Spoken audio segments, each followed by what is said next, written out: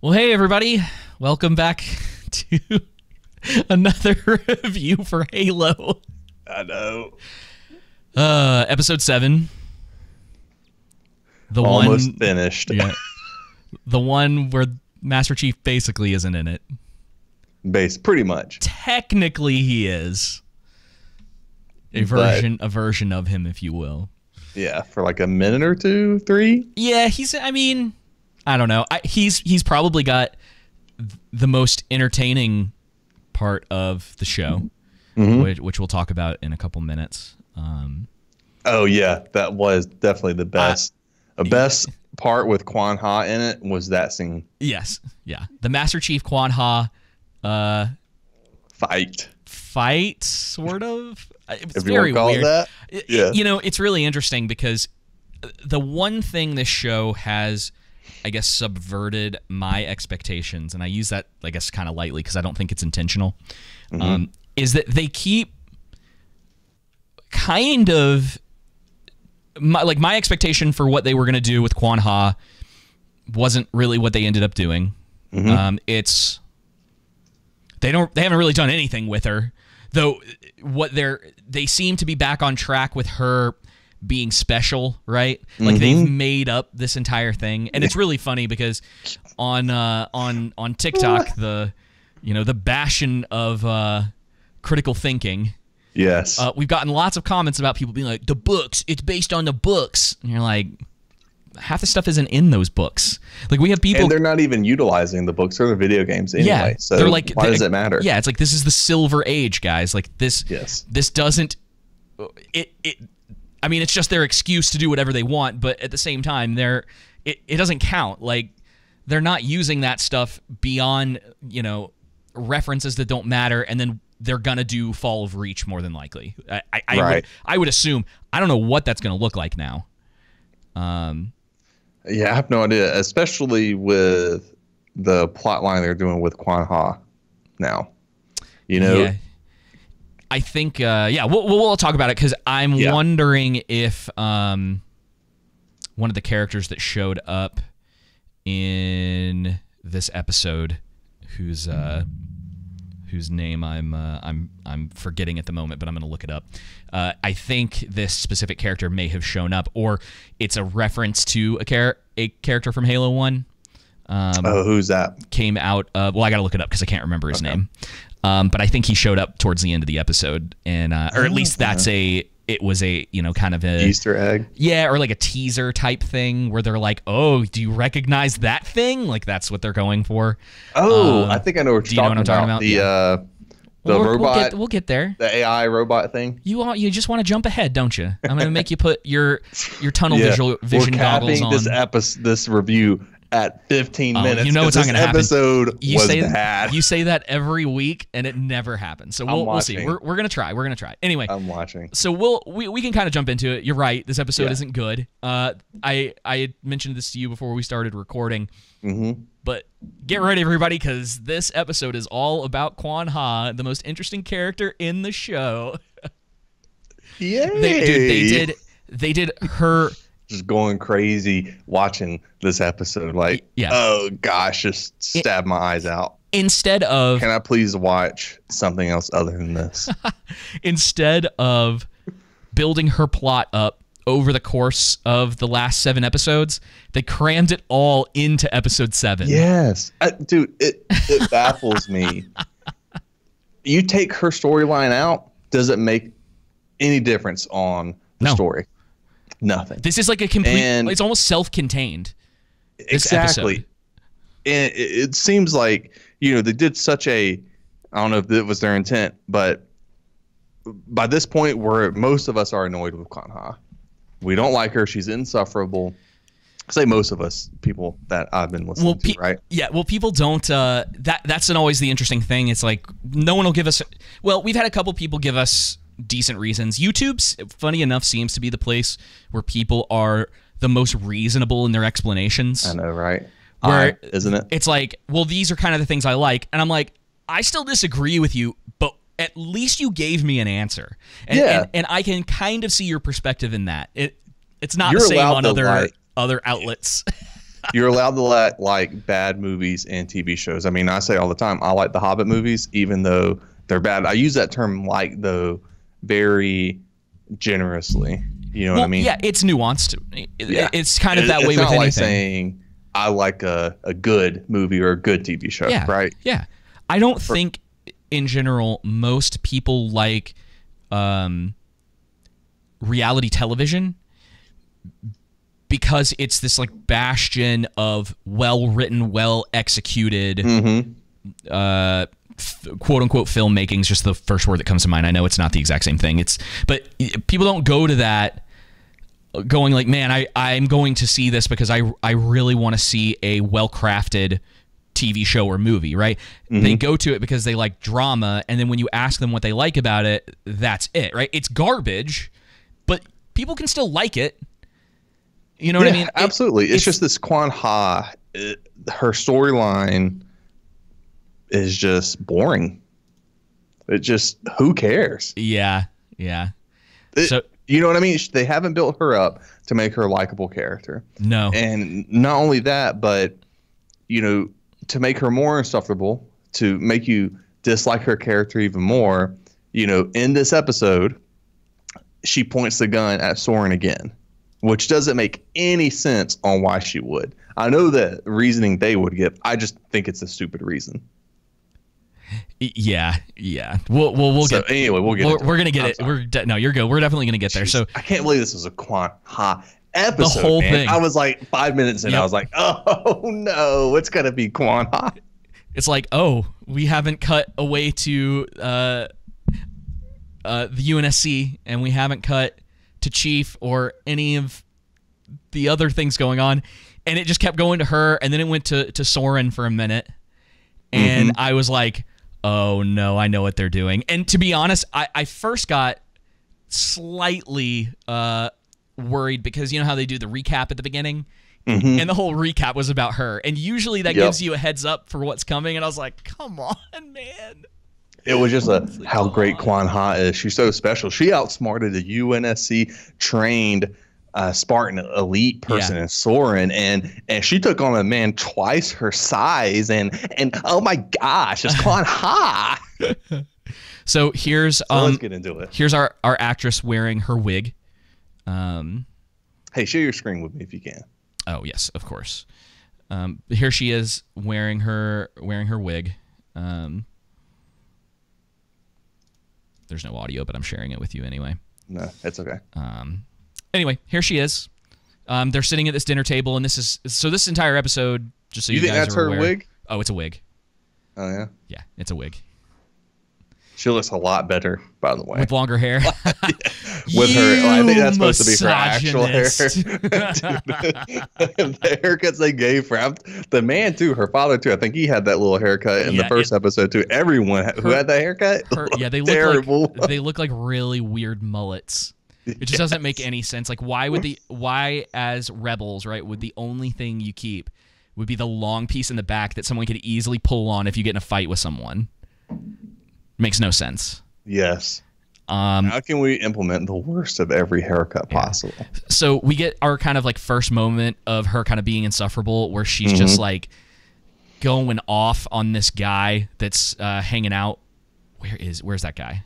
I popped him up a minute ago in the video. There he is. So this guy right here, who I think dies in the first episode. Am I right? Or is that the guy who helped her in when she came back? I can't remember at this point. Who cares? No one cares. He either is the guy who died, who got stabbed in the first episode when he tried to go into the hiding cell where all the kids were, or he's the guy that she ran into in the on Magical when she comes back. And he's in that little like place. Anyway, so she gets into it with him or whatever, and she's being super snarky. It's just not endearing, man. It's not endearing. And it's not good character building. It's not good writing. And I think the common theme that we've said throughout our previous reviews, in the hands of better writers, this is a better scene. Yeah, and right? I think if they had built her up to be someone that was more likable, and we could feel for her, but like she's annoying. She acts like a dumb teenager, and if that's what they were going for, it just it doesn't work for me at all. So anyway, she's just mad the whole time, and we get this really rough looking this is either like green screen or they CG'd this into the background in like After Effects. Like this looks like something that when you first learn After Effects, that they're like, here's this extra video that we have, pop that into the background, we'll show you how to blend. Yeah, right. And it's kind of the lighting's what it looks bad like in to it me. too. Something I learned, by the way, one of the reasons people generally, when they do CG and especially cheaper stuff, that they do everything dark is because it hides mistakes. Yes, it does hide mistakes. I thought that was really interesting. So here she is. She has left Sauron, apparently. I wasn't sure if he was still knocked out. She clearly... And then in like the back of the, go-kart or whatever she's driving. Go-kart. So, again, her making terrible decisions. She drives directly into this storm. With no covering. She just, clearly she wouldn't suffocate in a sandstorm. For those who have not even been in just a miniature version of a dirt storm, I have, bro. You got it. Even a blizzard, bro. Everything. Yeah. Blizzard too. So, and she has no goggles, right? This girl has lived on Magical her entire life, as far as we're aware. Doesn't seem to understand how dust storms work. Sandstorms. She's special. She's Juan Ha, and she's the protector. Look at her. So here she is in this, in all the dust. I was rolling laughing. I'm like, how can the writers be this bad? No, she just goes into a desert sandstorm with nothing. She can see fine. She sees these little... It might be hard for people to see this, but there's some images of people just literally hanging out in the dust storm. This is actually... It's small, right? I can hardly give them a lot of credit for this. This gets brought up later, so someone mentions these characters later on and says that they've been having a hard time finding them. And it was one of the only moments in the show where I went, oh, they actually considered how it was possible for these people to evade detection from evil British man for so long. I was like, oh, all right, well, hey, good on y'all. There we go. So anyway, she has no idea who these people are. So instead of driving... Says, hey, who are you? Yeah. So instead of driving away... Oh, wait, no, that's the title that I skipped. She gets out of her vehicle, right, and tries to see who they are, and she gets beat over the head, right? Bomb. Oh no, she gets bagged. Just David, like that. This is so funny, man. So dumb. She just gets out, completely exposes herself, and just says, "Who are you?" Yeah. But you know what people are going to say is that it's part of the storyline. She was going there to find the mystics. She doesn't know those are them. You know what I mean? Yeah, she has no idea what she's doing. Exactly. It's convenience, right? She keeps stumbling into things conveniently. Yep. So it's very interesting that happens. So yet again, this show decides in the 7th episode to introduce us to new characters. I was just like... 3 episodes before the end of this. Please, no. And the only explanation that I've been able to think of is that they needed to pad out the show for runtime. And so they added this extra stuff in with Sauron, so he had something to do to make this a 48-minute episode. Wasn't he in the first episode, or was it? He may have been. I am sure he popped up earlier in the season, in the second episode. No, I'm talking about Sauron. Wasn't he in the first episode, or was it the second? Second. Okay. That's when we first get introduced to him. So I'm pretty sure this guy was there. So why wasn't this included sooner? You know what I mean? Again, this just points to, I know why it wasn't, but this just points to the fact that these writers are incompetent. The showrunners are incompetent, meaning that they inputted too many storylines in the first season. They should have reduced it down and only done a few. This was 2, unnecessary. 3, maybe 4. I don't even think that, but 2, 3, and it completely unnecessary. Yeah, this whole episode was unnecessary. It's something I've been saying since we started reviewing this stuff, that all this stuff that they've been doing with so the whole point of this is that and we're going to skip over a lot of this because I don't really care to talk too much about it, because I don't, unless this comes up later on in 8 or 9. The whole point of this is that Sauron has this partner who we haven't really met or had any information with. They get into this like kind of beef with each other, and it seemingly gets resolved. And then the two of them go on this weird side quest to steal something from the UNSC. A slip engine. Yeah, so that they only has one security guard, even though it's a slip engine. And that ship is massive that they were on in this episode. And they're just like, it's only one security guard. Not to mention, though, they get on that thing, and yeah, it's really weird. It doesn't make a lot of sense. It does. Again, if you're trying if you're trying to think about a show and like it, and this show is actively making the UNSC out to be absolute idiots all the time. If it was true that they decided we have a massive cargo ship with military grade equipment on it, we're going to put one security guard on it with the crew. What? Have you ever watched Battlestar Galactica? Have you ever seen what one of those ships look like and the crew that's on one of those things? Anyway, so that's basically that plot. So they steal this thing. Well, this whole scene right here is just to build Sauron up about how great of a fighter and intelligent and quick thinking he is, and which I was trying to. I'm like, okay, is this a flashback or what's going on? Then we find out that all of a sudden he's back on his home planet or whatever asteroid. He got there quick, and it just, with no understanding on how he got from Madrigal to there. And then it happens again later on in the episode where he goes back. The last time we saw him, he was like knocked out in the desert, right? So between during episode 6, they just left all this stuff out about him being able to find a ship, him coming back. He wasn't in how episode he got 6, back, and Quan Ha wasn't in episode 6. No, they were in. It was episode 5. Yes, so between those episodes, that's what I'm saying. It's like it was never shown. Right. So all of this stuff happens, and he's like back here. He's fine, and the only reference we have that he is that it's clearly that all this stuff has happened since we saw him last is he's got that like scar on the back of his neck where she like knocked him out with the taser. Him. Yeah. So they get into this like beef, and then Sauron asserts dominance, and then that's it. We're done with that random event. That may no or one may cares not about. matter. Yeah, they could have if the whole like slipstream engine comes up again, where they use it for something. They literally could have had this guy who's his partner come to Sauron and bring this thing to him. You know what I mean? Be like, hey, I know you didn't want us to do this thing, but we did it anyway. Here, I hope this is useful. And then Sauron can assert his dominance in that moment and be like, I didn't tell you to do that. What are you doing?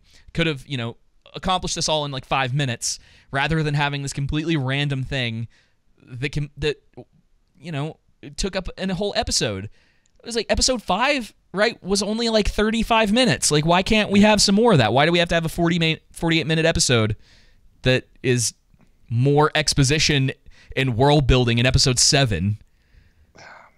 Like just incompetence. Yeah, they're bringing up all this new stuff in this episode. So we're about to get back to. We don't care about Sauron's partner. We don't care about any of this because you haven't built this up. You finally, you drop old, what's her name, sympathetic female victim villain Mackie, and we're leaving off on that. Everything going on with John 117, which is a lot better than this which I mean isn't much, but it's still better than this Quan Ha stuff. And it's just they go back to the puke, man.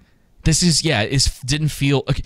We've been saying this since the beginning of the show for the most part, but this doesn't feel like Halo. This doesn't have it's got some of the trappings of Halo, right? So you have the guns, you have the armor, you have the Marines, Master Chief. Yeah, but everything else about it isn't engaging at all.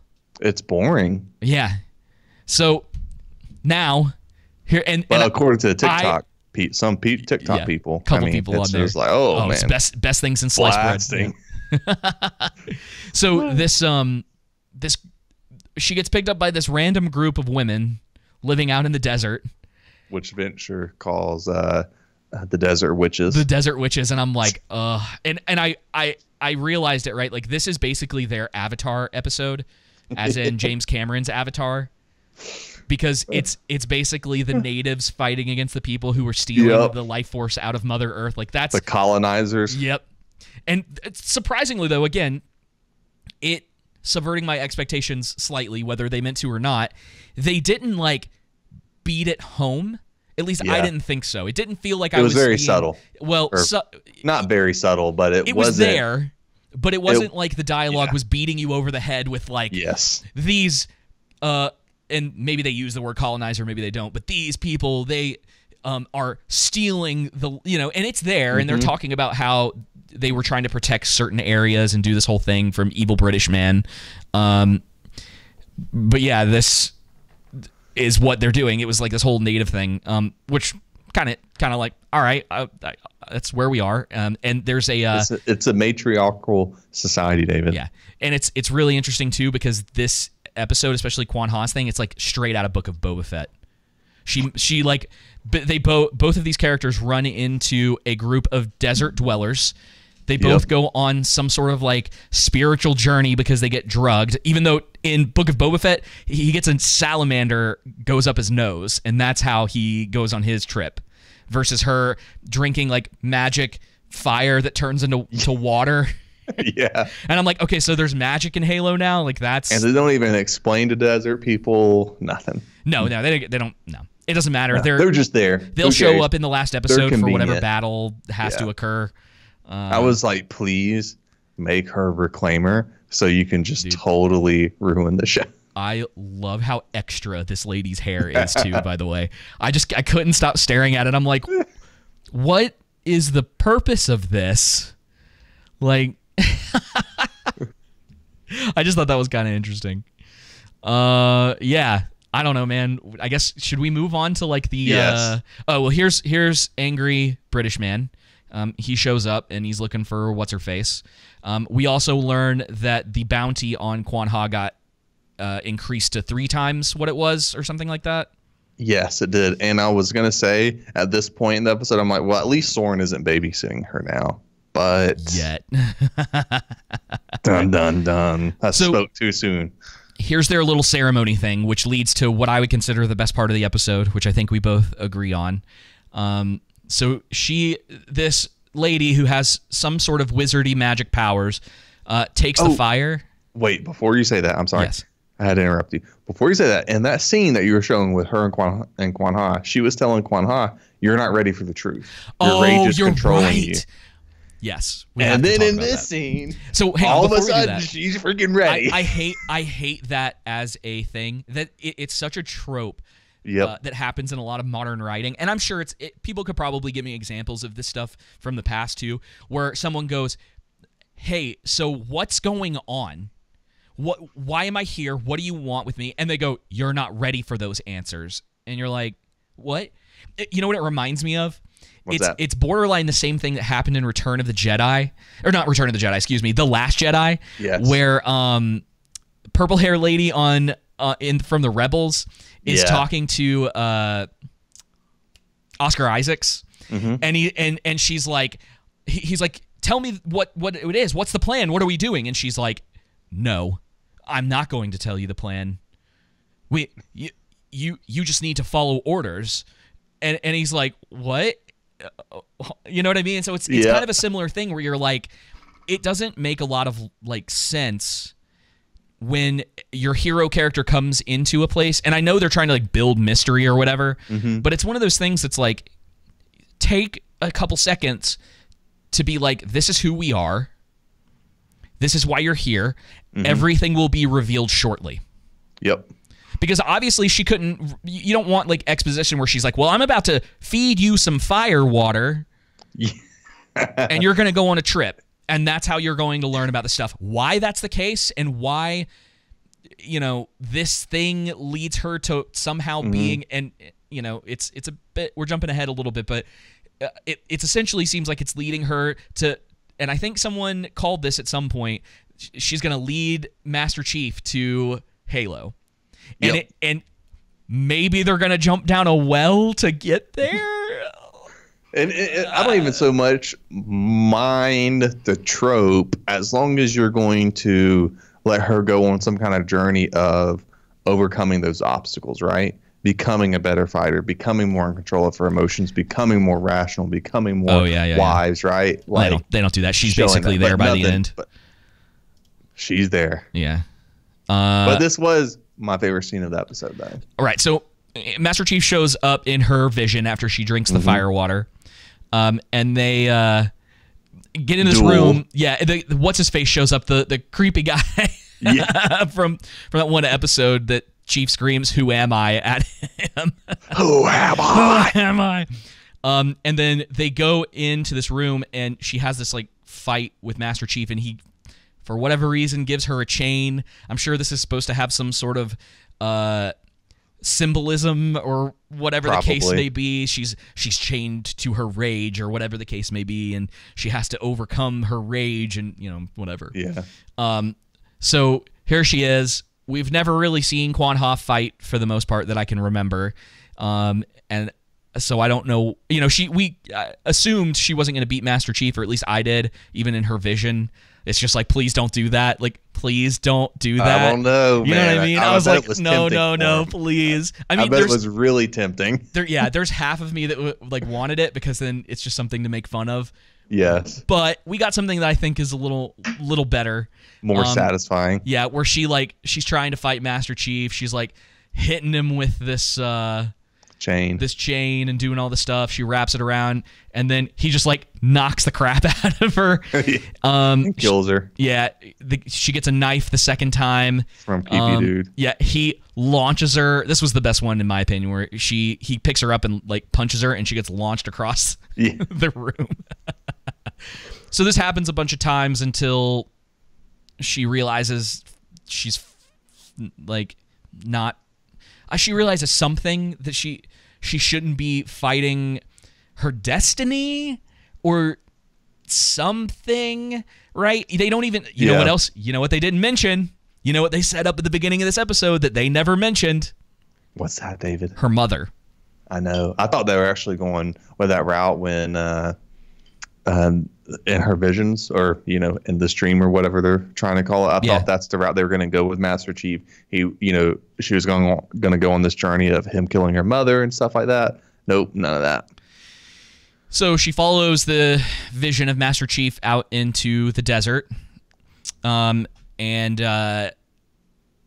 then sees someone off in the distance, and has a conversation with this person that this was something that I was thinking about, and I'm sure you can chime in with this as well. But with visions and shows, I usually just let a lot of the logic go for the most part, because it's just it's a vision. All sorts of like wacky things can happen.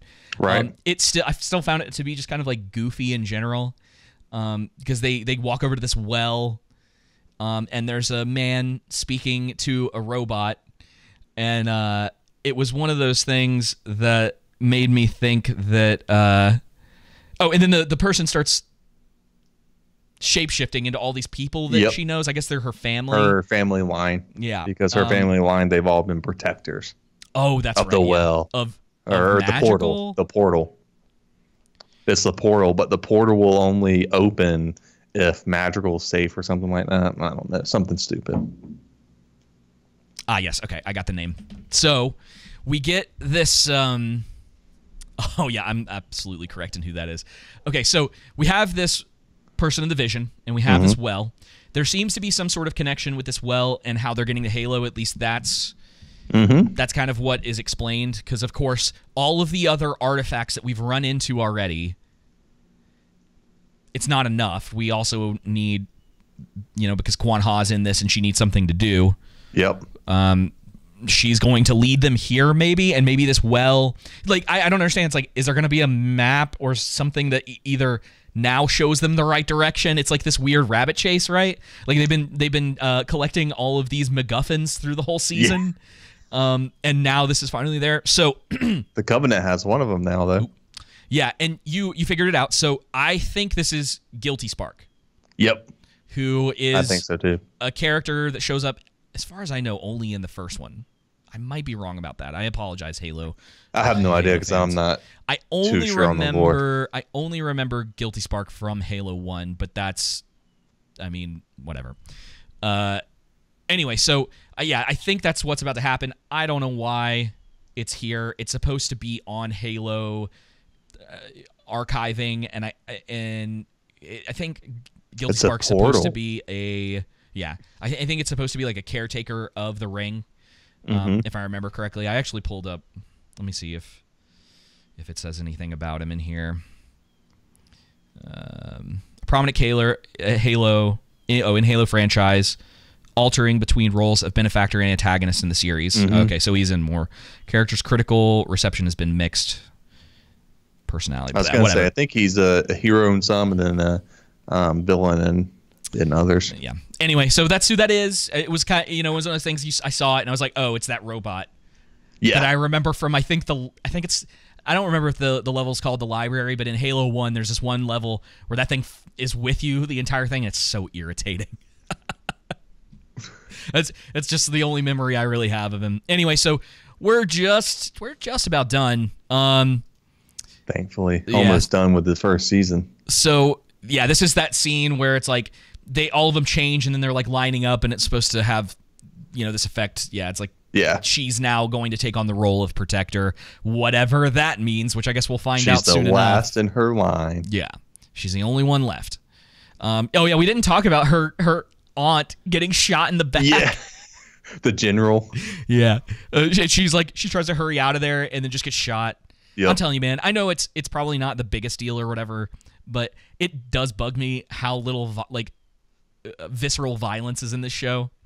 Oh yeah. It's just so unbloody in certain times and then just very violent in certain times. I think it just throws me off. I actually didn't like the scene because I think it was a pointless scene between Vishnu and the general, right? Yeah. Evil British man. For this episode and for the entire storyline, right? There was no point to it. I think they were just trying to show, he really is evil. Hey, we get that. Oh, look how bad he is. He killed her aunt before now, right? Yeah. And he doesn't, I don't know if she doesn't really have anything to do with anything at this point. She doesn't help Quan Ha for the most part. She helps her escape in that one instance, but I don't know. He doesn't. And you would think why would he trust her on her word? When she said, even if I knew where Quan Ha was, I wouldn't tell you. Wouldn't you let her go and then send a spy to see if he can help you find her? It doesn't really matter because they conveniently all show up in the same place at the end of the episode anyway. There's a tracker on that station, whatever they're calling it. Yeah. That's just a security camera. That's why. Yeah, they assumed she would go back there. Here's just that scene where they're on the UNSC ship, stealing the hyperdrive, or what was it called? The slip drive? Was that what it was? The slip engine. Slip engine. Same difference. Yeah. Here's that scene. Oh yeah, we didn't skip over it. I thought we just explained it. Yeah, so she gets killed by evil British man. Okay, I want to mention one thing, and I did never notice this until now. Also, remind me to talk about the grenades or the grenade moment. Yes. When we get, because I had mentioned to you something I noticed in the first episode when I unfortunately had to go back and watch it again. So I want to talk about it again. Why? Okay. All right, on a desert planet, would they be wearing this? This is black. It looks incredibly thick, and he's wearing other clothing underneath it, right? Now, someone can make up in their head canon that there's something about the specific clothing, right? It recycles their water like in Dune, because people like to do that. We're given no explanation. Exactly. In the Middle East and in desert climates, people will wear a full garb of clothing, right? But it's typically white, something that isn't absorbing the heat, but reflecting it or whatever you want to say. Right, and it's to protect your skin. Yes. Right? Exactly. Look at this guy.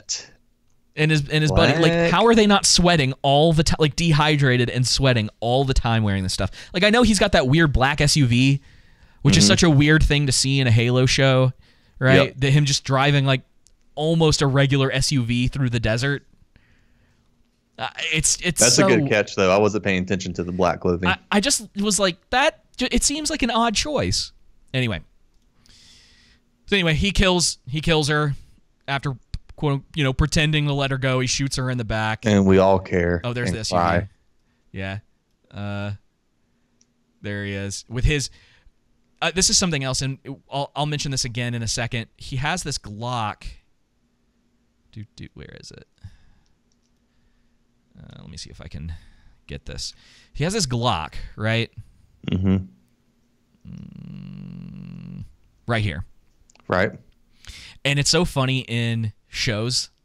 This happens a lot in TV and movies, especially when they're trying to do like space agey type things, where they just try to like add extra things onto it that makes it look like it's futuristic. Not a Glock. Yeah. But I would have to like zoom in a little bit more, but that body in particular looks very much like a Glock to me. And again, it's funny. That was one of the things we got a lot of comments about with the Halo guns thing. It's like people are like, why are there AKs in the future? Like, what's going on? And it's just been fun to joke with people about it. At least everybody who's not taking it seriously. So anyway, yeah, she gets murdered, mowed down, whatever.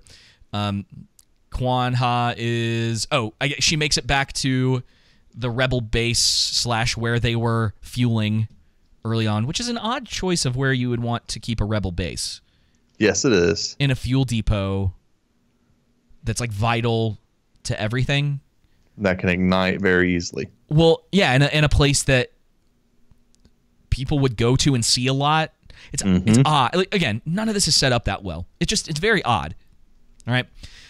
So she's looking around for stuff, and Sauron shows up. He sneaks up on her.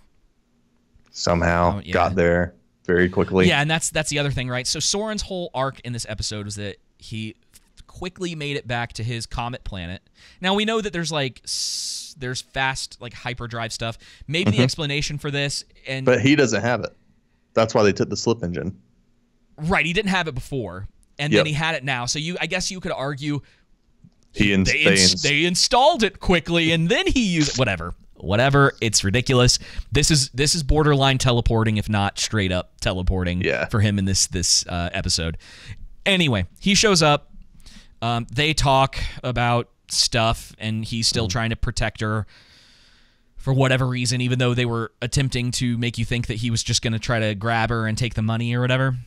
Because he made a promise to John. Yes, he made a promise to John to Master look after her, and Sauron is a man of his word. So at least, for whatever you to say, at least they're consistent in the way that like he's kind of written, as far as like he does keep his word to people. Like he's kind of, if nothing, he is a man of his word. Right.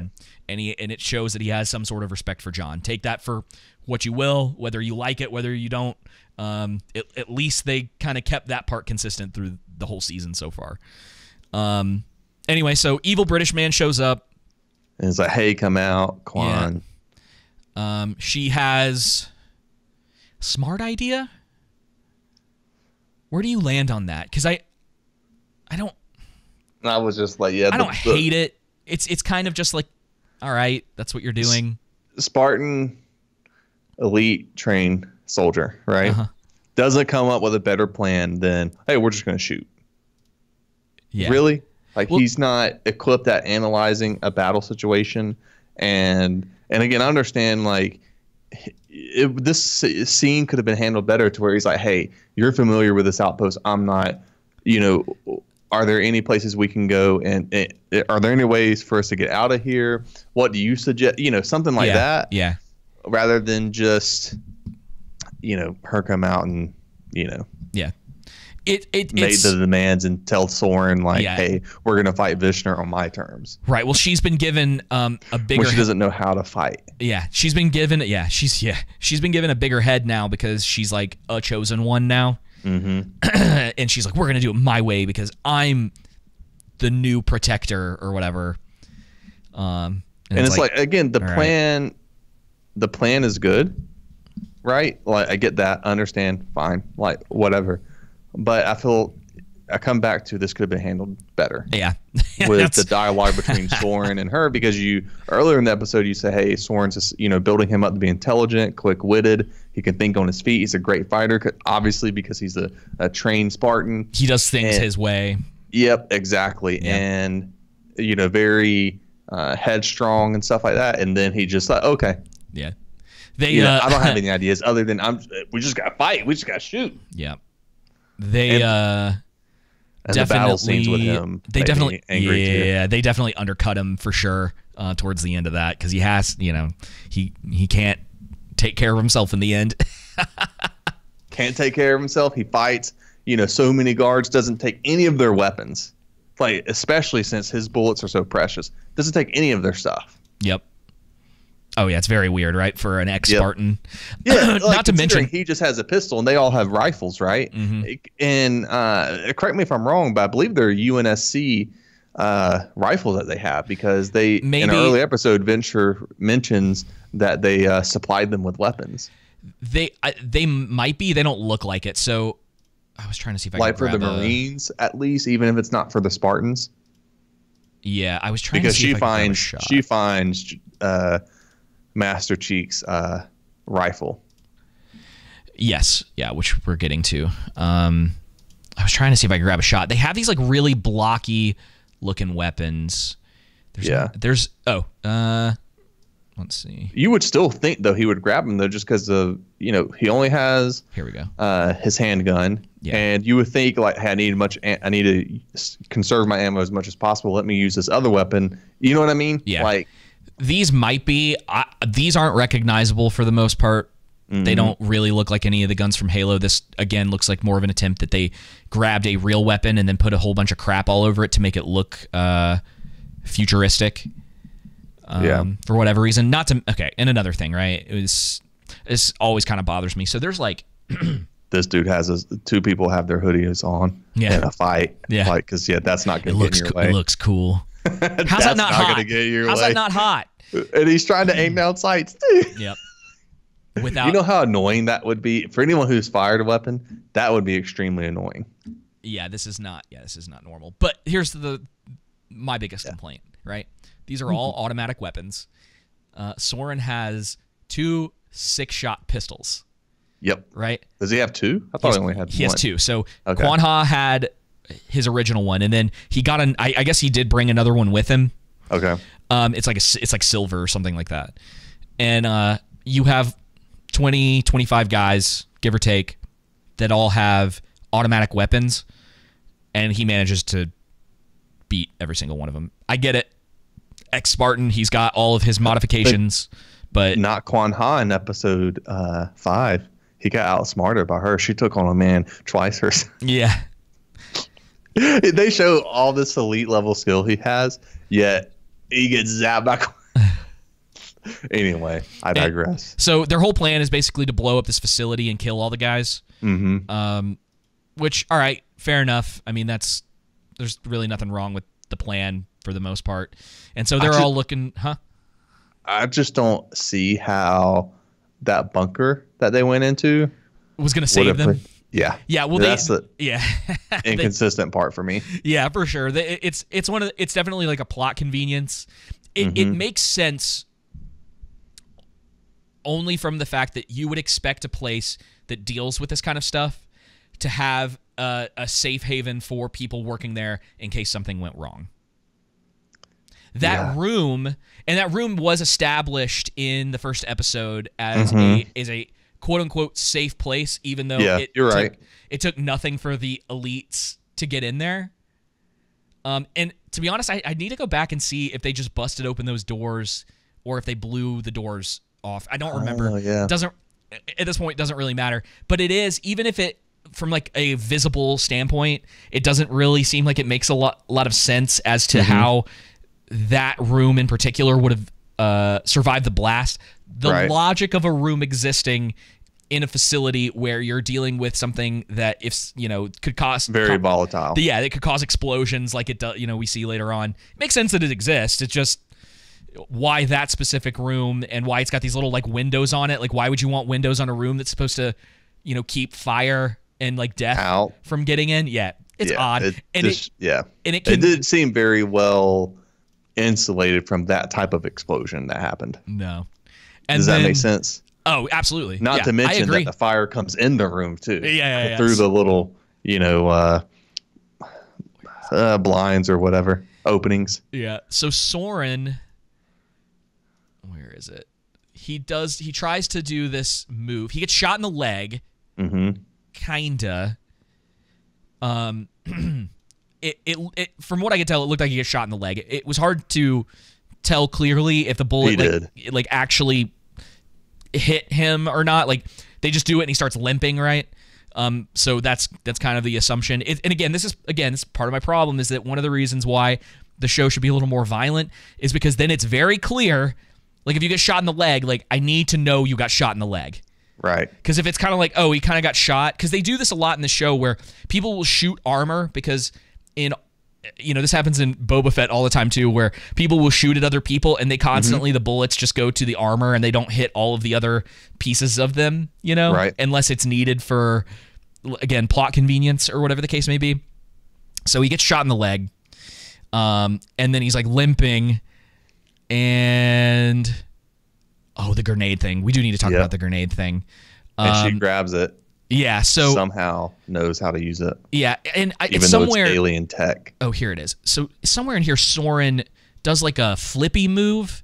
Mm-hmm. And she's trying to make her way over there too. She sees this grenade. And this guy is like looking for her. So these are the plasma grenades. Mm-hmm. And this has been a problem I've had with the show. So here's the plasma grenade. She sticks it on this guy, right? This is a problem I've been having with the show, that it was more of a recent revelation than anything. All of the Covenant weapons, I think except for the Needler, cause actual fire explosions. And it's more on the end of the people who are putting this stuff together, like the production team, than it is anything. But instead of using the kind of similar explosions and stuff that happens when people are shot in Halo, like in the games, right? Which would have been a nice nod. It's something that is accurate to the source material. Everything's explosions, like legitimate. Like the guy that she sticks this thing to goes up in like a purple ball of fire, like right here, like there's smoke coming out, the purple flames. That's not what those are supposed to do, and it's not as cool either. And to me, it doesn't make sense that she would know to do that. I would have figured she would have taken that, and it would have made more sense for me if she was trying to smack him over the head with it, right? And it got stuck. Yeah. Not to mention, why is a metal ball sticking to her, right? Like when you see like a plasma sticky grenade, it's plasma, and there's enough suspension of disbelief with something like that. You think, all right, I guess it could stick to someone. Right. Okay, but that's just a piece of metal that she's managed to just like attach to the back of this guy and make him blow up. Yeah. Why didn't care for that. How to grab it, where to grab it? Did she just get lucky? How to activate it? Yeah, like what? Everything. Yeah. Real convenient. So Sauron tries to like outdo. Get into this bunker over here, and he's doing pretty well. And then evil British man. I almost said evil white man. It's true though. What are they doing to me? Shoots him. Yeah. Joseph, did that bullet go into his neck? I'm not sure. My assumption, my first assumption was... Maybe that's where he got burned from Quan Ha. I thought it's on the armor. back. It's on the back of his neck is where he got burned. So there's blood coming out because he gets a towel and he sticks it right there. And so I was like, oh. Grazed him? Well, that's the only other option, right? Right. But he got hit in the neck and blood started coming out of it. And I went, oh, are they about to kill him? Is he gonna like go out and like save Quan Ha, right? Yeah. From what's her face? Spoiler, that's not what happens. Or from evil British man. Yeah. So it all seems lost until, and you mentioned it. What is this? So there seems to be something under this truck, and she like wipes it off. Where's that shot of her? Oh, here it is. Dun dun dun. Because that's what everybody would be doing. in that moment. Let me wipe off these numbers right here. Yeah. Where the dirt is. Oh, I wonder who this belongs to. Okay, so here's a question. Though then again, considering actual events from recent history, maybe this is accurate to what would happen with the Marines. Why did he leave this here? I was thinking the same thing. It doesn't make any sense that, you leave your weapon behind. Yeah. You know, especially if you're that elite, Well, yeah, you would think it's like, hey, like we probably shouldn't leave our weapons sitting around on the battlefield. The other issue that I had with this this whole like scene. So this place got attacked by the Covenant. The Spartans come down, they rescue everyone. And they leave weapons and the armor of the elites, and they're throwing their automatic rifles away. And there's probably laser the plasma swords, and clearly there are plasma grenades down here. Why was this place not scavenged by anyone? Yeah, right. And then sorry, go ahead. I was going to say the other thing I was going to say was that why was this weapon loaded with ammo? Because I would have imagined if he discarded it is because he didn't have any ammo, right? Or got jammed or something. I would agree. The only thing that I can think of is that he didn't shoot it enough when he threw it away. But you're right. I bet if we went back and we looked at episode 1, we could probably verify that there wasn't any ammo left in it when he... or at least it got jammed or something. Like Yeah. It doesn't make any sense that someone like Master Chief wouldn't remember his weapon and get his weapon, but I digress. Yeah, whatever. Yeah. Because I was thinking about that too. Belief. Yeah, I was thinking about that too, and I couldn't remember. I remember when he threw it away. I don't remember the reasoning behind it. Yeah. But you would think, maybe it ran out of ammo, and so he tossed it and picked up the sword, and that's when he was like fighting that's the scene that people like from the first episode. Anyway, so she does this and saves the day. She picks this thing up, and I thought, maybe she'll like shoot some dudes or whatever, because like Sauron's in trouble because he has an injury on his neck and his leg, and he's about to get killed. Oh, I'm getting ahead of myself. British man is threatening them, and then eventually she comes out and she shoots this thing, and everyone's like running for the bunker. And that's the end of, look at this. Conveniently, the fire only goes that far in the place that's supposed to protect them from it. And you know how hot that would be? That would probably burn them. Yeah, it'd be crazy. You know what I mean? Third-degree burns. Don't worry. Sauron's got plot armor. That's what this is. It's pretty much plot armor. Like, you didn't have to do this. You didn't have to make the fire go in there like that. I know. That's why I was like, that doesn't seem like a place that would be able to withstand that blast. So, it goes up. Insulated well. Yeah, it goes up, and then our desert witch people are happy. Yep, they're like, everything is going according to plan. And that's pretty much it, right? Yeah. And it starts raining. Oh, yeah. What? Can we... Hang on. Look at this. It's protected now, David. She protected the planet. Yeah. Okay, blue sky, right? Hang on, let me see if we can go back to where the cloud above her, David. Where are the witches? Look at this. This is the area around them. These are these are the clouds, right? This is all blue sky. All of this. I'm glad you brought that up because that's a really good point. And it starts raining. It's magic rain, now, David. I know that sometimes this happens where you look above you and there's no clouds in the sky and there's rain. But come on, people. This is ridiculous. This is ridiculous that this would be the case. It's because Madrigal is protected now. She's a protector, so everything's safe, and so it can start raining now. The planet really is magical. Yeah. Golly. Of course, they bring this stuff in, and it's just never going to be explained. It's just, the planet has feelings or whatever. Just ugh. So yeah, she has her V for Vendetta moment. That's what I'm talking about. Yeah. And then she looks like, she's all good. I think she's still wearing her bloody jacket, isn't she? She must stink. She has not changed clothes for weeks. And then since her her character arc of now she's not, full of anger and rage, and tells Soren Soren's like, hey, this is much more than we bargained for, and she said, well, hey, you told me I owed you a ship and money, and so just consider us even. Yeah, it's like, all right, never. Right? Isn't his whole thing supposed to protect her, and he's not, like, because of his word that he gave to John, and now it's fine? He doesn't have to protect her anymore because she's a protector? Something like that. He'll be back. That's what they're, I mean, whenever they say stuff like that, and she's like, well, you could stay and help me, and he's like, nah, I'm good. She goes, we'll see you again, and he's like, I hope not. They're just setting it up. The whole point he came back was because he gave John his word. Right. That he would protect her and keep her safe. Right. And then he's leaving again. Yep. Yeah.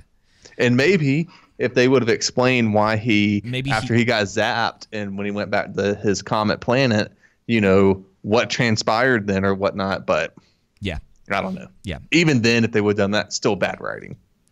So that's pretty much the end of the episode, right? She just like stares off and he leaves. Mm-hmm. She's like staring off. She's like, I am the protector now. I'm a chosen one too. Still don't know how to fight, but I'll figure it out.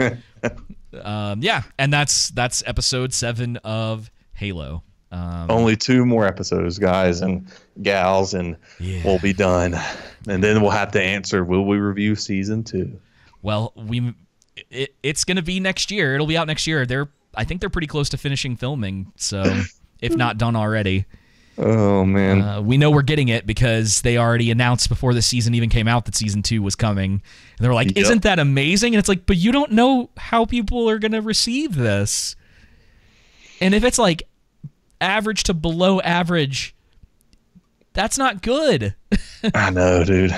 The drop-offs definitely seem to be there. And I mean, just from what we've heard from other people, it doesn't seem like people are into this. They're not talking. No, there's no noise surrounding this. No, good or bad. No one's excited. There are so few people talking about this show.